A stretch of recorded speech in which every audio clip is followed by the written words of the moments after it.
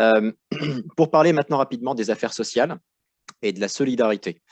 Alors, il y a beaucoup de gens qui ne savent pas, en réalité, qu'au consulat, il y a un service social. Donc, il y a une équipe qui est vraiment chargée de la solidarité envers les plus démunis de nos compatriotes et pour améliorer, renforcer le tissu associatif qui permet aux plus défavorisés d'entre nous de pouvoir accéder à un certain nombre de revenus de transfert ou d'aides. Alors, c'est un service qui est essentiel, avec lequel, encore une fois, nous travaillons en bonne intelligence. Le problème sur les affaires sociales et sur la solidarité, c'est que les dispositifs ne sont pas assez connus des Français de l'étranger. Et soit ils ne sont pas assez connus, soit ils sont sous-utilisés.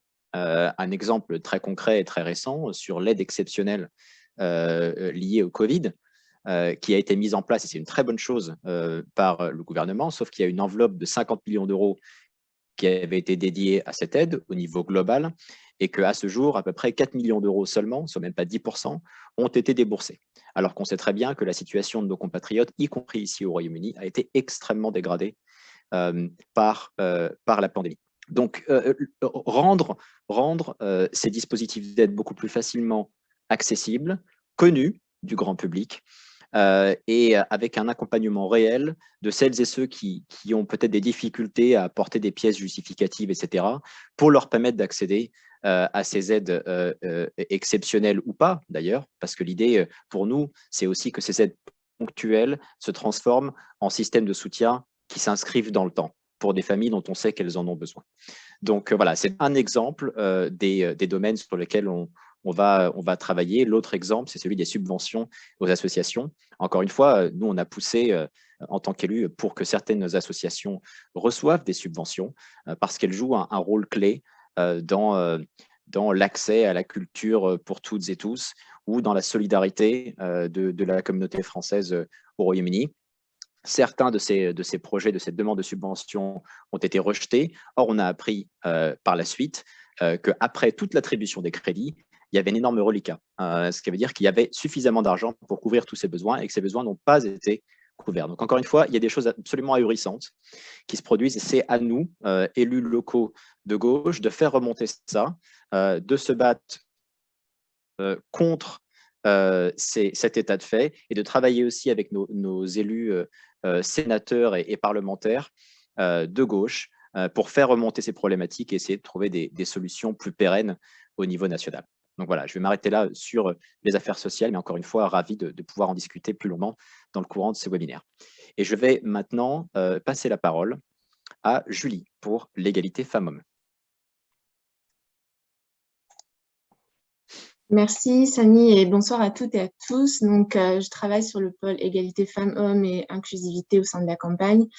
Et donc, je suis également cofondatrice d'une association au Royaume-Uni pour à destination des Françaises et des Français du Royaume-Uni qui s'appelle Les Passantes et qui a été fondée en septembre 2020, c'est-à-dire au cœur de la crise sanitaire et sociale pendant laquelle les femmes, les personnes racisées, les personnes LGBTQIA+, les personnes handicapées ou celles qui ont besoin de soins médicaux, notamment, ont particulièrement gravement été impactées.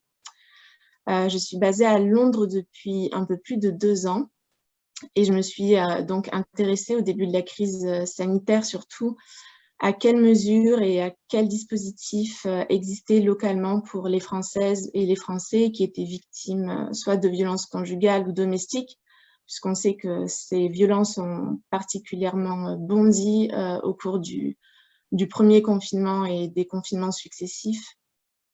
Quelles mesures existaient pour les personnes qui étaient victimes d'agressions sexistes ou sexuelles, qui étaient français, françaises donc, et qui résidaient au Royaume-Uni et qui avaient peut-être aussi du mal à accéder aux institutions britanniques, qui avaient du mal aussi avec un anglais qui n'était pas leur langue natale. Et donc, aucune association française n'existant, nous avons créé avec plusieurs autres françaises donc, établies au Royaume-Uni l'association des Passantes. parce qu'on a aussi constaté que 4 ans après la grande promesse d'Emmanuel Macron, qui était de faire l'égalité femmes-hommes la grande cause de son quinquennat, on s'est en fait demandé ce qui avait été fait au sein des consulats et des postes diplomatiques pour les Françaises qui vivent hors de France. Et la réponse qui est assez inquiétante est qu'en fait, rien n'a été fait et qu'on compte donc travailler sur ceci et proposer donc plusieurs mesures pour faire changer les choses et pour faire bouger la situation. Et j'avais aussi envie de parler un petit peu de ce qui se passe au Sénat français dernièrement, puisque, comme vous le savez, les conseillères et conseillers consulaires sont élus grandes électrices et grands électeurs pour ensuite les sénatoriales. Le Sénat est actuellement majoritairement à droite. Et le Sénat a dernièrement voté des mesures qui sont clairement discriminantes et qui portent préjudice particulièrement aux femmes. Et je vais vous en citer quelques-unes, puisque le Sénat a récemment voté contre l'allongement du délai légal de l'IVG en France. Le Sénat a également voté contre l'extension de la procréation médicalement assistée, c'est-à-dire la PMA, pour les couples de femmes et pour les femmes célibataires. Et très dernièrement aussi, le Sénat a voté pour une loi qui interdit l'accompagnement lors de sorties scolaires des femmes voilées, qui sont interdites désormais d'accompagner leurs enfants lors de sorties scolaires.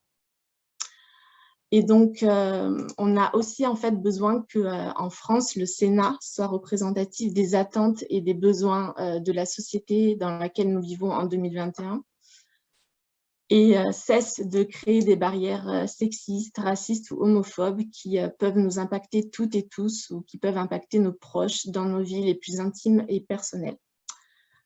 Donc voilà, on travaille donc sur plusieurs propositions et vous pouvez aussi nous aider en participant, que ce soit au cours de cette réunion ou via nos réseaux sociaux ou par email aussi en nous contactant donc à proposer des mesures pour faire bouger un petit peu les choses au niveau du consulat français. Merci Julie et merci d'avoir évoqué effectivement les propositions totalement liberticides du Sénat majoritairement de droite depuis quelques semaines, dont on espère qu'une grande majorité seront retoquées, mais hélas, rien n'est sûr.